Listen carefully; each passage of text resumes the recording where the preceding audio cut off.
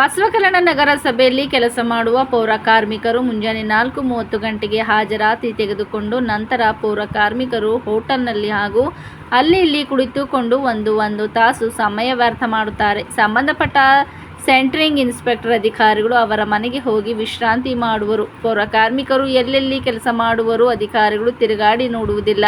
ಖುದ್ದು ಧನರಾಜ್ ಡಿ ರಾಜೊಳೆ ಒಂದು ಸಲ ವಾಕಿಂಗ್ ಹೋಗುವಾಗ ಸಮಯದಲ್ಲಿ ನೋಡಿದ್ದೇನೆ. ಮತ್ತೆ ಮುಂಜಾನೆ 9:00 ಕಾರ್ಮಿಕರ ಹಾಜರಾತಿ ತೆಗೆದುಕೊಂಡ ನಂತರ ಮನೆಗೆ ಹೋಗುವರು.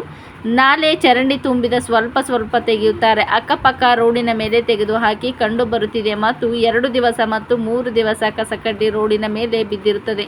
ಹಂದಿ ನಾಯಿಗಳು ಸೊಂಡೆಯಿಂದ ಮತ್ತೆ ನಾಲಿಗೆ ಹಾಕುತ್ತಿದ್ದ ಬಸವಕಲ್ಯಾಣ ಶರಣನ ನಾಡು ಸ್ವಚ್ಛಗೊಳಿಸಬೇಕಾದರೆ ಅಧಿಕಾರಿಗಳು ನಿಮ್ಮ ನಿಯತ್ತಿನ ಪ್ರಕಾರ ಕೆಲಸ ಮಾಡಬೇಕು. ನೀವು ಸರ್ಕಾರಿ ಸಂಬಳ ತೆಗೆದುಕೊಂಡು ದೇವರಿಗೆ ಅನ್ಯಾಯ ಕೆಲಸ ಮಾಡುತ್ತಿದ್ದೀರಿ.